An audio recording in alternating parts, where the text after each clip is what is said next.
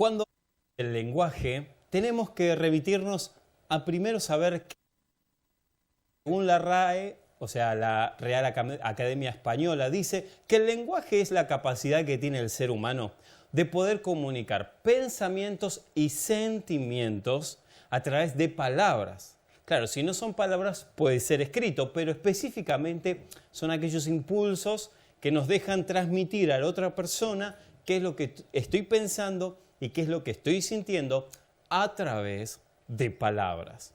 Así que es muy importante saber, conocer, que el medio de comunicación para expresar mi lenguaje son las palabras. De hecho, si nos remontamos un poquito en la historia y vamos a la palabra de Dios, Dios dio muchas palabras, muchos idiomas, en un momento donde la unidad puede servir para el bien, pero también la unidad puede servir para el mal. Esto lo encontramos en la Torre de Babel, cuando quisieron llegar a conocer a Dios y ver quién era, llegar hasta el tercer cielo, y entonces descendió el Espíritu Santo, confundió sus palabras, les dio diferentes lenguajes, y hasta hoy en día, hoy siglo XXI, 2021 años después de Cristo, todavía seguimos con un montón de diferentes idiomas, lenguajes que definen cada país. La palabra de Dios nos dice, un texto que a mí en lo personal me abrió la cabeza porque hemos de conocer cuál es el verdadero lenguaje que Dios quiere que los hijos de Él hablen. El apóstol Pablo le dice a la carta de los Corintios, la primera carta de los Corintios, capítulo 2, verso 13, cuando hablemos de lo que Dios ha hecho por nosotros, no usemos palabras que dicta la inteligencia humana. O sea, no usemos el lenguaje humano, sino que usemos el lenguaje espiritual. Ahí lo podés subrayar, después lo podés anotar. Usemos, dice el apóstol Pablo, el lenguaje espiritual que nos enseña. ¿Qué nos enseña? El Espíritu Santo. Entonces, ¿para quién enseña esa clase de lenguaje? El Espíritu Santo. ¿Y quiénes tienen el Espíritu Santo? Todos aquellos que han confesado en algún momento de su vida que creen en Jesucristo y que quieren esa salvación.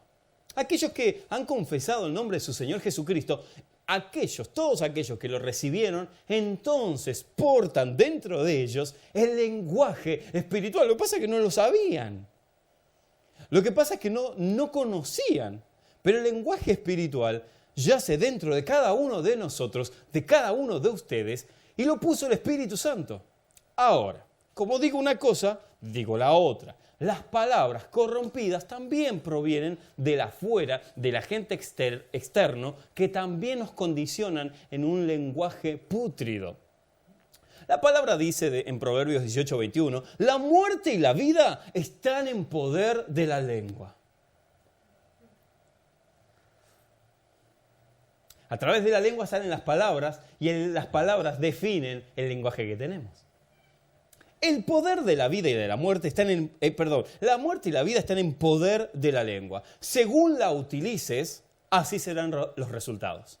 O sea, podemos emplear palabras de vida o podemos emplear palabras de muerte.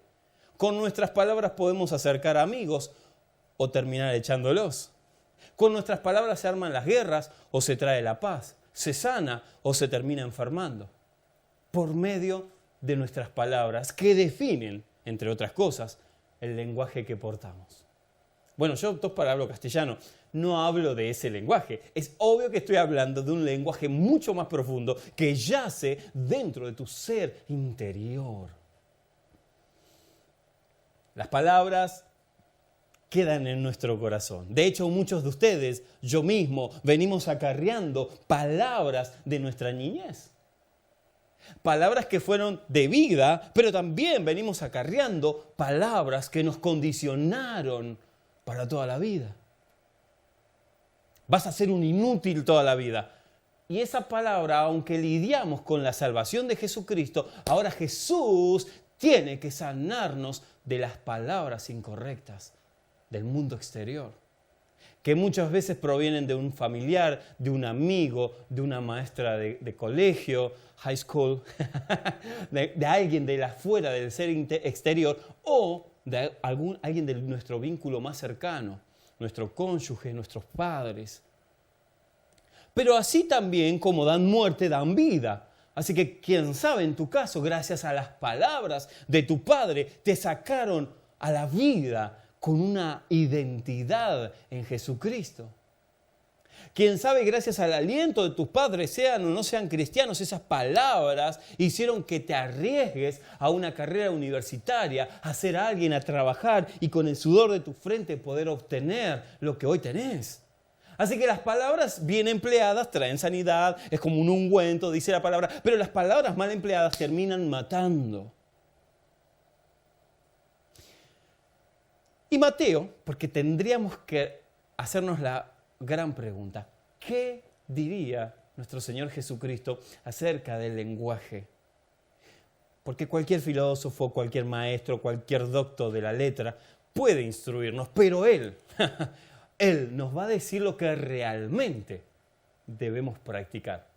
Con todos los demás podemos tener escala de valores, juicios personales, pero lo que dice nuestro Señor Jesucristo, esto ya es como está en mi ADN. Cada vez que hablo de Él me sale por los poros. Se trata de Jesús. No se trata de templos, ni de predicadores, ni de pastores, ni de profetas. Se trata de Jesús. Porque cuando llegamos al cielo, no importa quién fue pastor. Venga, siervo pastor, pase por acá, le va a decir un miembro. No, ya estamos en el cielo. El único homenajeado digno de gloria, poder, admiración es Jesús. Todo lo demás pasamos a ser NN. Así que Él te va a dar identidad en cuanto a las palabras. Él dice esto. Mateo 12:36 dice, mas yo os digo que de toda palabra ociosa que hablen los hombres, de ella darán cuenta en el día del juicio.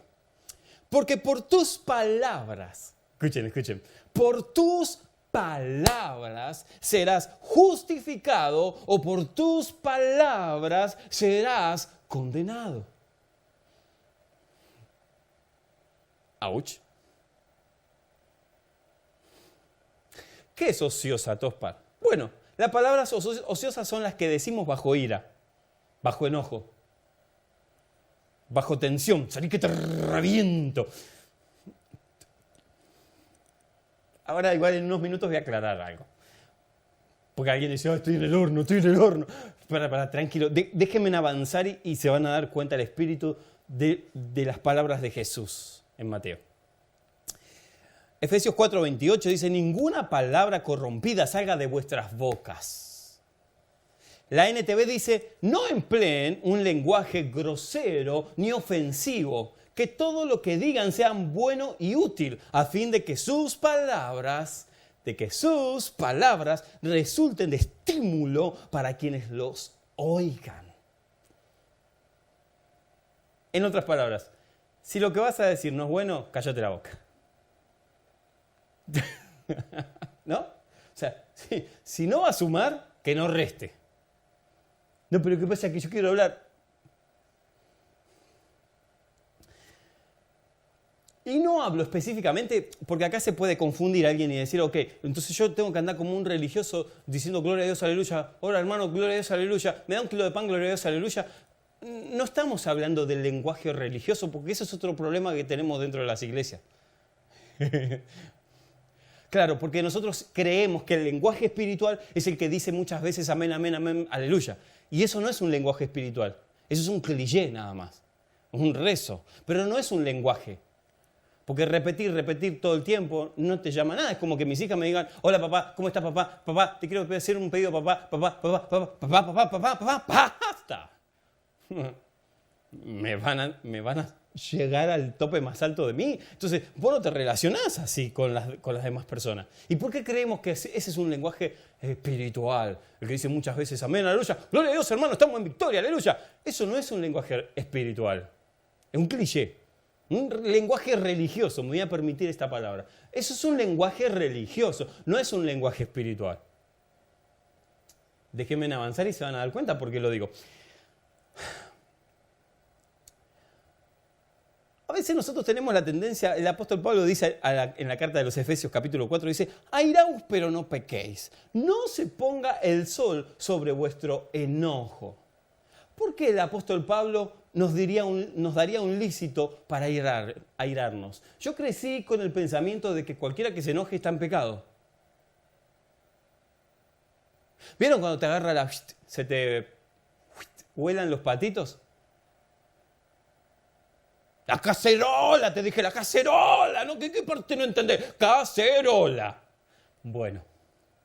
Ay, Señor, pequé, me airé, me enojé. Bueno, dice el apóstol Pablo, airaos, te es permitido enojarte, pero que el sol no se ponga sobre este enojo. O sea, para decírtelo de alguna manera, y voy a hablarle a esta cámara, tenemos un permitido de enojarnos, pero ese enojo, bajo ninguna circunstancia, puede hacer que nos vayamos a la cama y mantengamos el enojo. O sea, airaos, pero no pequéis, que ese enojo no te lleve a violentarte contra alguien, que ese enojo no te lleve a murmurar contra alguien, que ese enojo no te lleve a levantar calumnias contra alguien. Ese enojo lo tenés que dominar por medio del lenguaje espiritual.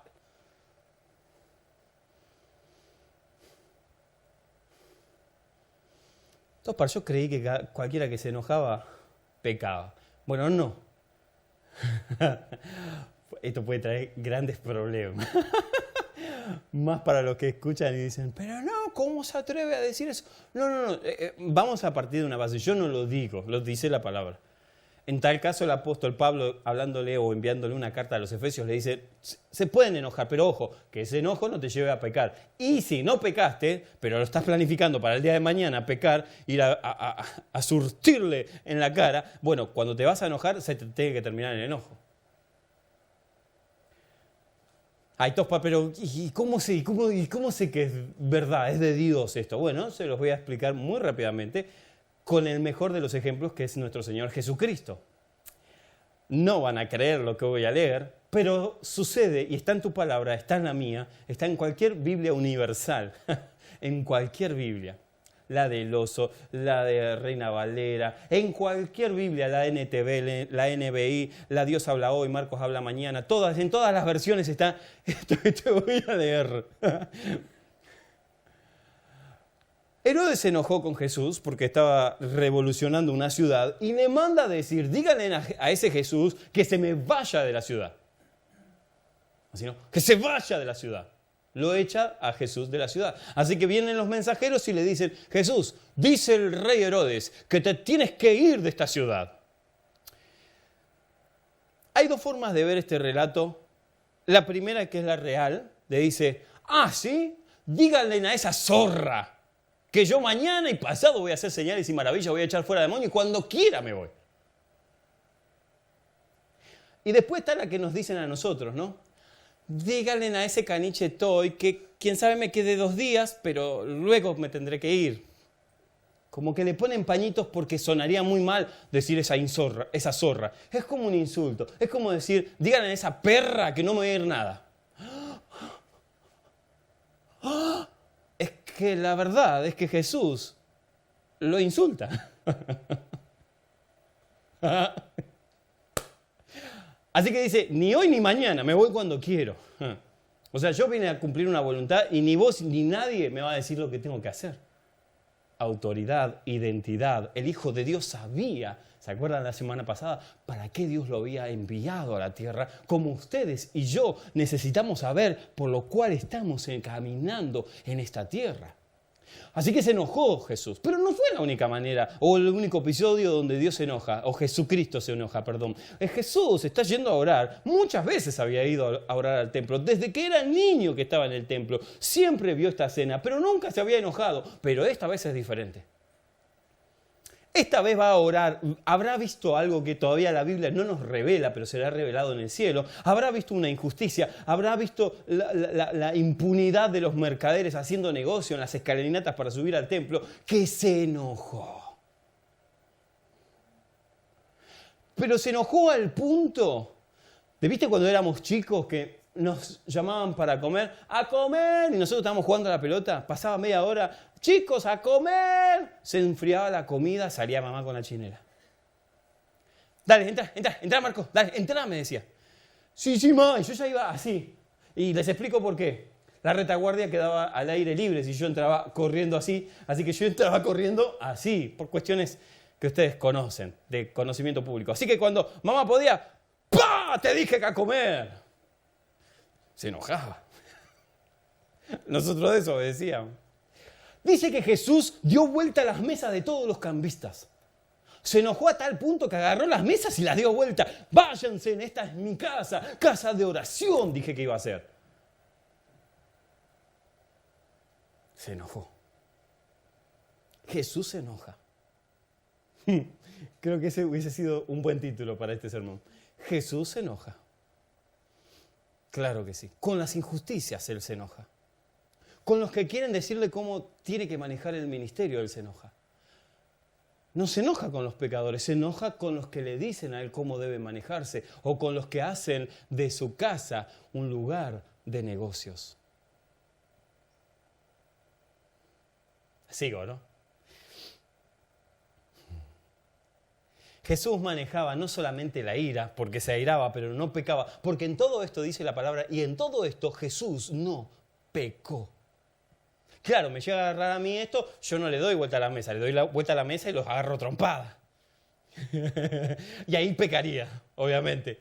Pero Él solamente le dio vuelta a todo el negocio y los expulsó de su casa. Y a Herodes lo mandó a dar vuelta a contapatitos en la playa.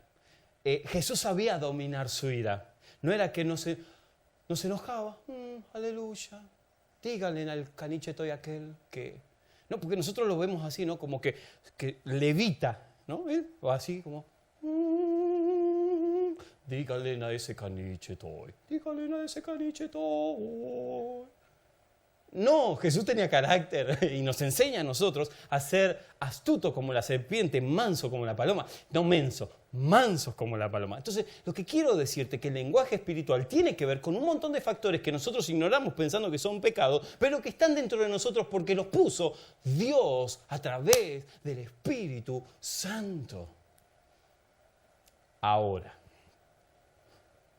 Jesús manejaba la ira, también manejaba... ¿Vieron cuando alguien habla con doble sentido? Nosotros le decimos ironía. Él manejaba la forma irónica. De hecho, sus sermones, sus parábolas estaban llenas de ironía.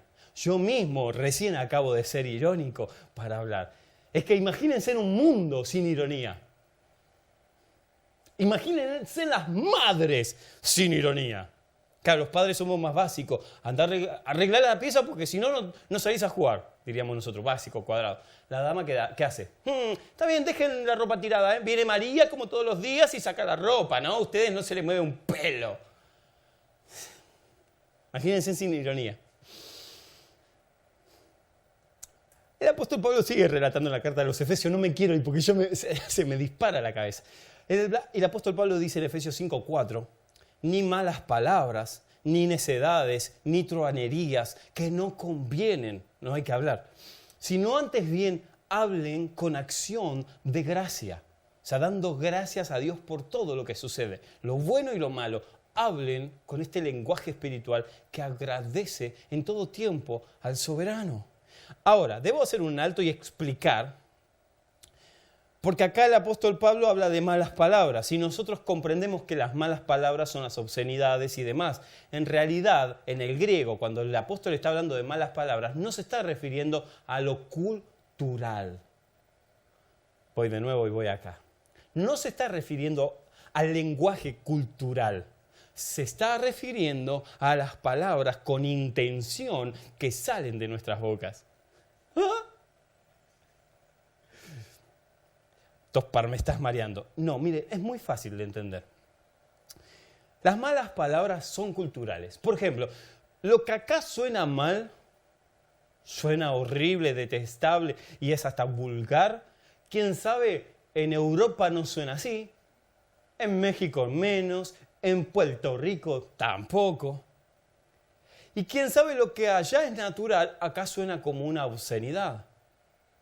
Y yo sé que hay gente que nos está mirando en todas partes del mundo, así que voy a explicar, me voy a expedir en mi explicación para que no sean malinterpretadas mis palabras. El tema es la intención con la que nosotros hablamos y el sentido que le damos a las palabras. Esas son las malas palabras, son las malas intenciones. Entonces tengo que explicar de que en ciertas partes del mundo, quién sabe, decir bicho es una obscenidad. Claro, y los que me están mirando que son de Argentina dicen, pero bicho es un insecto. Claro, para nosotros, culturalmente. Pero hay ciertas partes en el mundo, no voy a dar países porque nos están mirando desde muchas partes del mundo, que bicho es una mala palabra, es una mala expresión. Pero fíjense en cómo lo digo, natural. ¿Qué me define a mí? ¿Cómo lo estoy diciendo? No lo estoy diciendo con malas intenciones, no lo estoy diciendo cargado de ira y de enojo. No. Ahora, por ejemplo, en cierto país que acabo de mencionar, cuando quieren ir a comer, dicen, bueno, vamos todos en bolas a comer al restaurante. Y vos, argentino, decís, no, ni loco, yo voy vestido a cualquier lado. Es cultural. Ellos no nos están ofendiendo, no nos están invitando a desprendernos de nuestra ropa. Ellos lo están diciendo porque es su forma cultural. Entonces no hay una forma de predicar en donde no vas a ofender a alguien. Porque las palabras argentinas posiblemente están ofendiendo, pueden llegar a ofender a un montón de países, pero no las estamos diciendo con malas intenciones. No lo estamos diciendo cargados de ira. Ahora, una mala palabra es, por ejemplo, decir, ¡qué tonta! Y te vas. Va a decir, pero no dije una mala palabra, Tospar, sí, pero con la intención con la que lo hiciste, no fue una, fueron miles de malas palabras, porque lo hiciste con la intención. Ahora, puedes decir una palabra que es vulgar, pero sin una mala intención de fondo. Entonces solamente es una mala expresión y nada más, no es una mala palabra. ¿Se va entendiendo? Entonces, cuando Él nos invita, el apóstol, a hablar, no a hablar con malas palabras, es con la intención con la que digo las palabras. Es más, hay palabras, malas palabras, obscenidades, vulgares, que se pueden decir sin abrir la boca.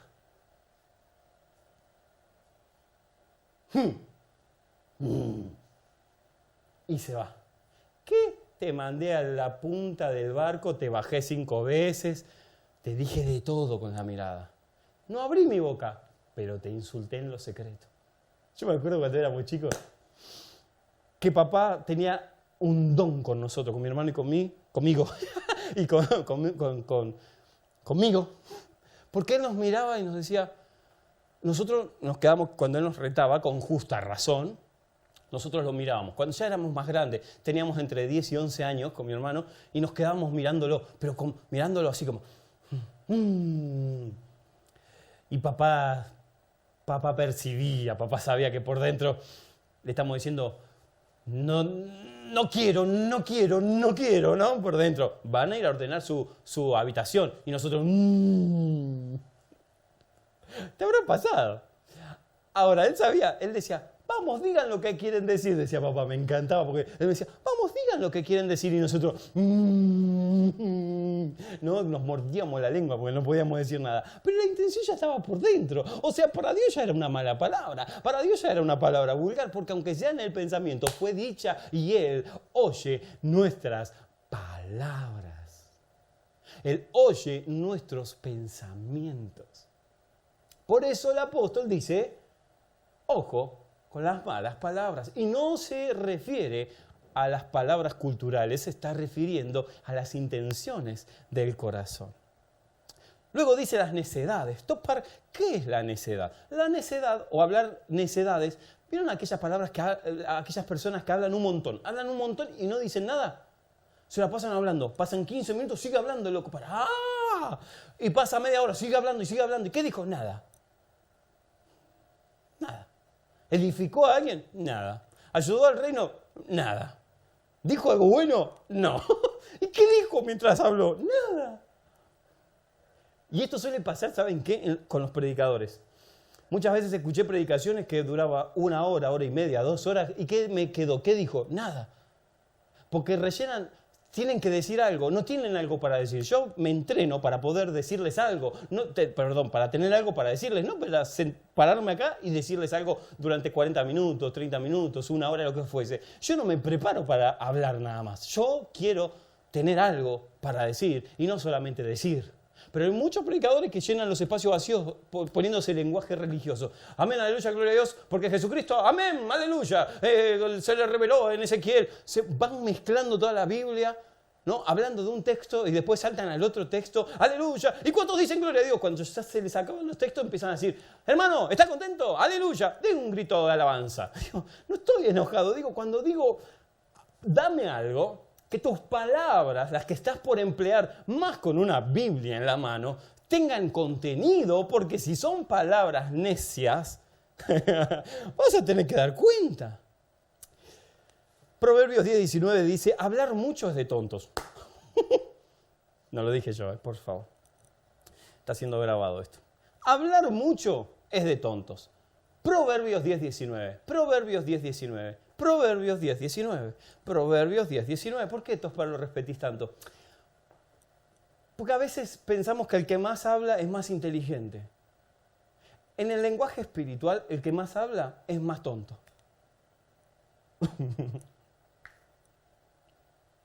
Saber callar, dice el sabio Salomón, saber callar es de sabios. Necesito un consejo. ¿Qué me decís? No tengo consejo para eso. Déjame orarlo, déjame buscar en Dios y luego te podré dar un consejo. Pero vieron a aquellas personas, no, yo sé, hermano, usted tiene que hacer esto y tiene que hacer lo otro porque así es el poder de Dios y tenés que salir de esa debilidad, aleluya, porque... ¿Vieron esas personas?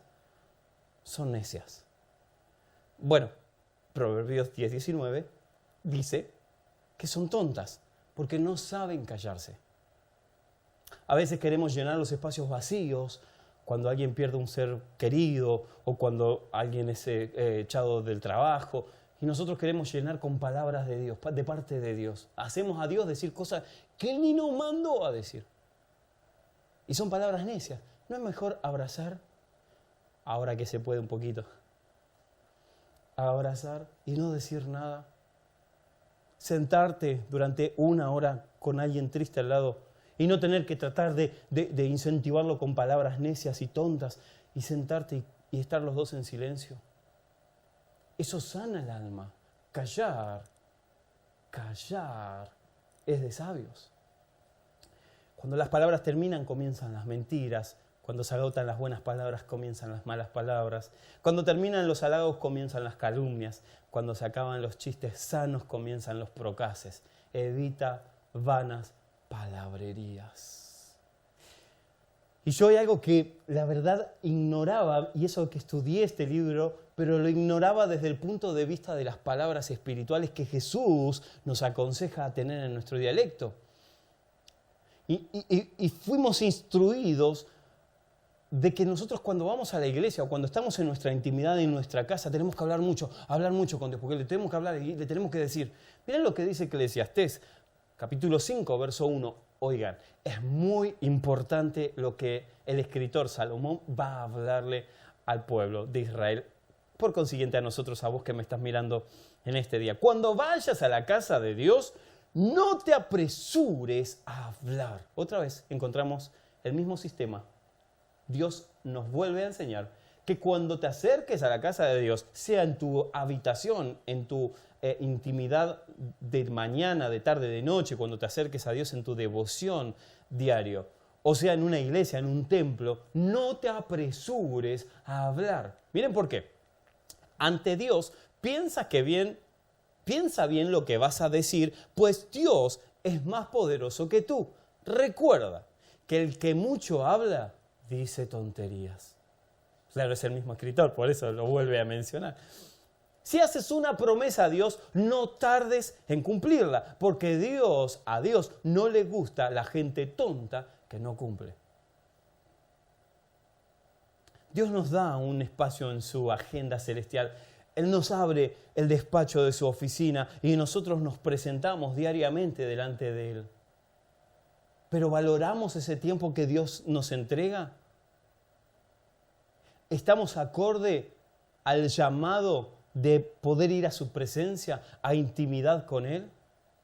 ¿O creemos que cuanto más hablemos mejor vamos a sorprender a Dios? Porque alguien puede decir, bueno, yo oro 3 horas diarias, aleluya. ¿Y qué oras cuando orás?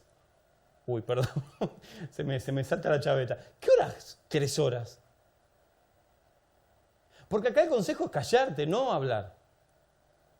Ahora, si vos me decís, no, estuve 3 horas adorando al Señor, sí, puedes estar días adorándolo, con alabanzas, adoraciones, estar en su presencia y disfrutar de su plenitud. Puedes estar días, pero cuando uno va a orar, yo me acuerdo, venga, yo me acuerdo cuando era chico, había un matrimonio que una vez nos contaron, no, nuestros hijos oran 1 hora diaria. Estamos hablando de que mi hermano y yo, mi hermana era muy chica, así que no entraba dentro de la historia, pero mi hermano y yo fuimos inspirados por mis padres después de este relato de este matrimonio de la iglesia, a que nosotros empecemos a emplear el mismo método, orar, porque los hijos del pastor tienen que orar, o sea, usted tiene que orar. Así que si una familia de la iglesia, sus hijos oran 1 hora, usted tiene que orar 1 hora. Así que nos alentaron, ¿no? Nos alentaron a orar 1 hora. 3 minutos no sabía qué hablar con Dios.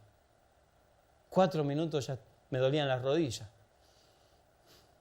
Yo decía, ¿cómo hacen esto para orar 1 hora? ¿No? Y con mi hermano nos mirábamos y llorábamos, no doy más, yo tampoco, ¿no? Porque no teníamos, un día muy espiritual, 15 minutos, pero 1 hora era como una meta muy imposible de alcanzar. Pasaron los años y nos reencontramos con este matrimonio, ya con mi hermano éramos adolescentes, y en una charla de mates y café en la casa de papá, me acuerdo que papá le pregunta por los hijos y dice, no, y a uno lo tengo medio rebelde. Che, no me digas, pero ellos que oraban 1 hora, a papá le había quedado eso, ¿no? Porque nosotros duramos 1 mes y a 5 minutos más o menos. Así que después mamá se apegó y dijo, chicos, no, ya está, quédense tranquilos, vamos a emplear otro método para acercarse a Dios. Así que ellos nos fueron instruyendo, gracias a Dios que nos instruyeron que hoy somos personas espirituales. Es como decir, personas que amamos al Señor. Pero digo, ese target que nos habían impuesto era imposible. El hombre le dice, no, bueno, si no era tan así, le dice. Y nos miramos con mi hermano. ¿Cómo le dice papá? ¿Cómo que no era tan así? Claro, porque nosotros un día por inconveniente, mi esposa entró y cuando ella entró, los vio a los dos durmiendo. Claro, dijimos con mi esposa, habrá sido 1 vez. Así que al otro día se fue silenciosamente y dijo, voy a volver a entrar a los 45 minutos. Así que entró de nuevo, a los 45 minutos estaban durmiendo. Al tercer día lo mismo, al cuarto día lo mismo. No, ellos se la pasaban durmiendo y nos decían que oraban 1 hora. ¡Ja, ja! Dije, Señor, con razón. ¿Por qué? Porque a veces pensamos que la cantidad de horas que vamos a estar delante de la presencia de Dios hablando nos va a determinar la capacidad espiritual que tenemos. Y no es así.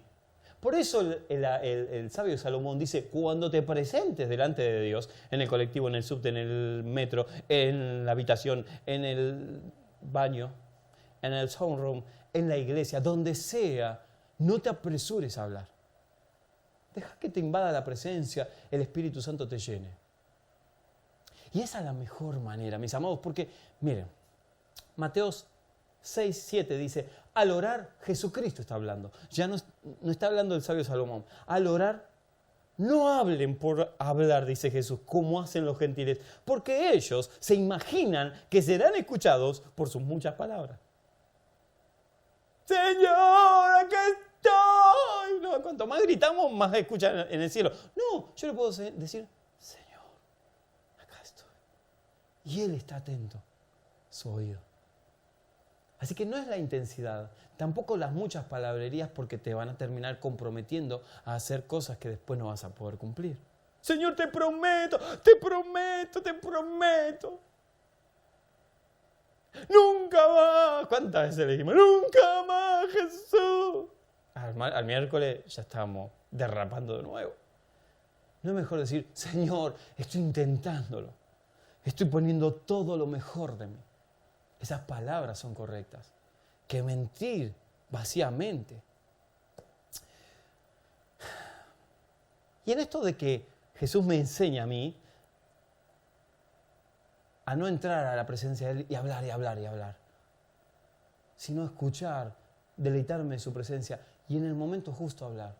Yo he practicado esto hace varios años y lo vengo aconsejando. Hay cosas por las que ya no oro más. Porque yo me la pasaba orando por tantas cosas, los niños de Uganda y los de la India y de esto. Y digo, en una reunión donde estamos todos juntos y estamos orando específicamente de los países, pero me parece perfecto. Ahora, hablarle a Dios y ay, también el gas, Señor, porque me vino re caro y ahora también te pido por...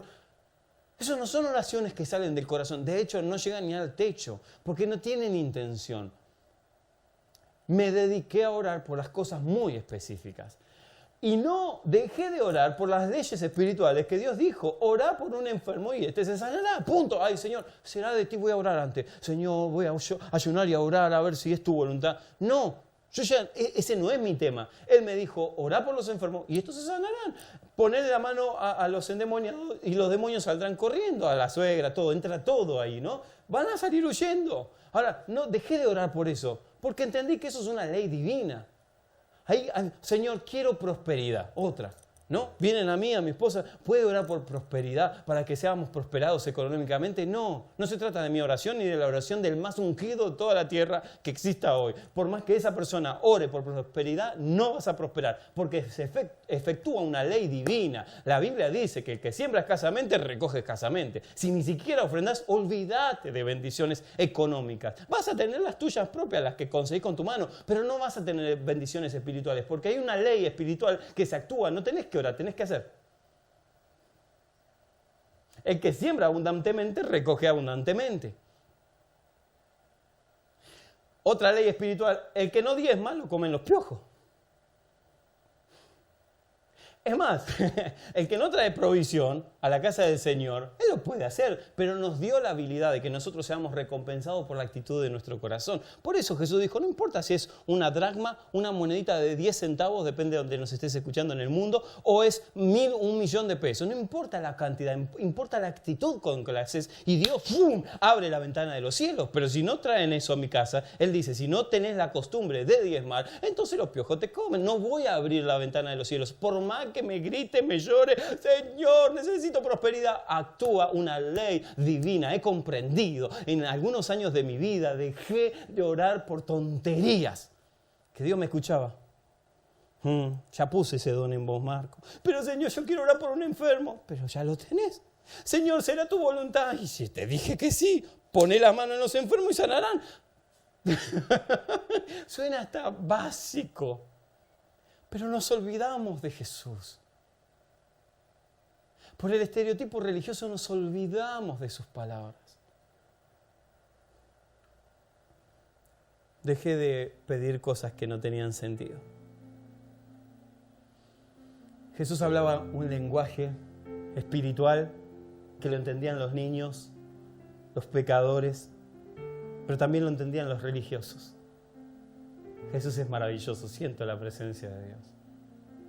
Él hablaba en un lenguaje de la calle, él hablaba el lenguaje de la gente, se identificaba, no la gente con el A, B, C, no, él hablaba el lenguaje de la gente. Los de Argentina sabrán lo que acabó.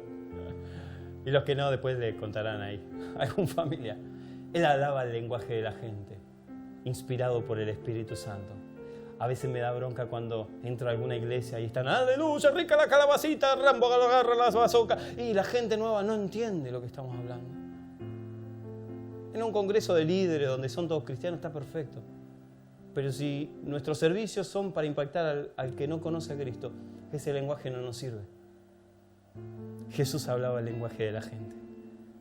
Y Él quiere que aprendas a hablar el lenguaje espiritual. Saben que hay una anécdota en la Biblia, con esto voy a cerrar. Porque entre otras cosas, el apóstol termina de hablar y dice, el chismoso termina apartando a los amigos. Proverbios 18:8 dice, las palabras del chismoso son como bocados suaves y penetran hasta las entrañas. El chisme es uno de los pecados que más se condena en el Nuevo Testamento. Y nosotros ni nos damos por aludidos. Ponemos en tela de juicio el que tiene un aro, el que tiene un buzo, el que tiene un tatuaje, el que hasta los sesgos que hoy tenemos, que para nosotros son abominaciones, como el homosexual, la lesbiana, la prostituta. Pero el chismoso, bueno, un chisme santo, ¿no? Cuénteme, hermano, para andar orando, ¿cómo cayó? ¿Con quién? Chismoso. Van a las casas y chismean. No se dice así, pero chismean del otro. Levantan calumnias. Por un chisme alguien murió. Dice que el rey Saúl estaba totalmente influenciado por demonios, había perdido el eje. Así que va a la batalla contra los filisteos, el hijo muere. Acaba de morir, él lo está viendo con sus propios ojos. Ellos están retrocediendo porque los filisteos, los enemigos, están avanzando, les están ganando. Así que agarra el paje es el que guarda las armas del rey. Así que le dice, toma mi espada, mátame. Le dice el rey Saúl al paje real. Y el paje dice, no, mi rey, Dios me libre de hacer esto. Entonces Saúl clava el mango de la espada y se tira sobre el mango y muere. Alguien está viendo del pueblo de Israel. Así que sale corriendo. Dice, acá haciendo bien, lo van a ungir como rey a David y vengo yo con esta notición que le voy a dar al rey a David. O bueno, todavía no era rey, pero al soldado David. Así que llega, rey David, no sabe lo que pasó. Tranquilo, le dice David. Dígame qué pasó. No, es que bueno, estábamos en batalla, los filisteos nos estaban ganando. El rey pidió que el paje real lo asesinara y el desgraciado no quiso hacerlo. Pero yo me ofrecí para cumplir la voluntad de Dios y que se ejecute lo que Dios le dijo a usted, que usted va a ser el rey. Así que tomé la espada y atravesé su vientre, dejándolo reventado, bien muerto. Y después le di un par por las dudas. Dije, vamos a hacer bien la obra de Dios. Así que lo atravesé por todos lados. David lo mira a uno de sus soldados y dice, maten al que tocó al ungido de Jehová. No, pero y lo matan por un chisme. Si él no lo había matado, lo dice la palabra, después lo pueden buscar. Si él no lo había, ¿por qué llevar un chisme? El chisme lo terminó matando. Los labios mentirosos son abominación. Por lo cual, desechando la mentira, hablemos la verdad. Es el consejo espiritual. Nosotros no nacemos mintiendo. De hecho, los padres no le enseñan a mentir a los hijos. ¿Saben cuántas veces le dije a la maestra? Maestra, el perro me comió la tarea. La perra, porque siempre tuvimos... La perra me comió la tarea, no sé, 40 veces más o menos me comió la dieta de mi perra era comer la tarea. Ahora, ¿ustedes creen que mamá me decía un día antes, hijo, ¿estudiaste para la prueba? No, mamá. Bueno, vení, te voy a enseñar a mentir. Vos tenés que decir esto. No, es más, cuando se enteraba, ¡sa! Que había mentido. Porque no nacemos mintiendo, pero se nos va pegando el sesgo de la mentira, de la calumnia, del chisme. Y es un lenguaje que Dios no quiere que tengamos nosotros en su pueblo. Dios ya nos prometió, escuchen, y termino. Dios ya te prometió ser bendecido. Ay, Señor, bendíceme. No. ¿Creíste en Jesús? Sí, te bendigo, dijo Dios. A todos los que me están mirando, ya estás bendecido, no necesitas buscar bendición. Pero es que yo aprendí, escuché, todo lo demás lo dice. No, porque la sangre de Cristo fue propicia para tu bendición. Y a través de la sangre de Jesucristo, nosotros tenemos acceso al trono de la gracia. O sea, que vos en tu ADN ya tenés la bendición. Y es más, corre sobre tu sangre. Corre sobre tu ADN espiritual y sobre tu lenguaje también tiene que correr. Que el que te toque será maldito. Esa es una promesa que Dios le dio a Abraham y que se efectúa a través de la cruz de Cristo. Y ahora todos los que creemos en Jesucristo sabemos que cualquiera que calumnie en contra de nosotros o cualquiera que nos maldiga será maldito. No tenés que hacer nada. Ay, ojalá que le caiga un rayo, ¿no?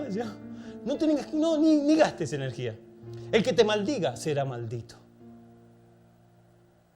Un jefe de Estado hace algunos años atrás, vía satélite, por televisión, dijo, maldigo desde el interior de mis entrañas a Israel. Tuc, tuc, tuc. Se activó una cuenta regresiva. Un cáncer en su vientre. Terminó matando a este jefe de Estado. El que te maldiga será maldito. Y entonces lo que Dios me está aconsejando es hablar bendición. Si no tenemos nada bueno para decir, nos lo decimos. Y si tenemos algo para decir, que edifique. ¿A cuántos esta semana edificaste con tus palabras? ¿A cuántos en esta semana le diste vida a través de tus palabras? ¿Cuántas personas se reconciliaron con Cristo, conocieron a Jesús a través de tus palabras? Porque Jeremías 33:3 dice, clama a mí y yo te responderé y te voy a enseñar a hablar con el lenguaje espiritual. Y Salmo 71:8 dice, mi boca rebosa de alabanzas a tu nombre. Escuchen. Todo el día proclamo tus grandezas. O sea, cuando estoy enojado, proclamo su grandeza y se me va el enojo. Cuando estoy airado, proclamo sus grandezas, se me va el enojo. Cuando estoy triste, proclamo sus grandezas y se me va la tristeza. Cuando estoy deprimido, proclamo su grandeza y la depresión sale. ¿Por qué, Marcos? Porque cuando uno proclama quién es Dios y que Él sigue sentado en su trono, alto y sublime, y su gloria llena la tierra, mis problemas ya no son problemas. Mis aflicciones ya no son aflicciones y comienzo a tener un lenguaje espiritual. Dios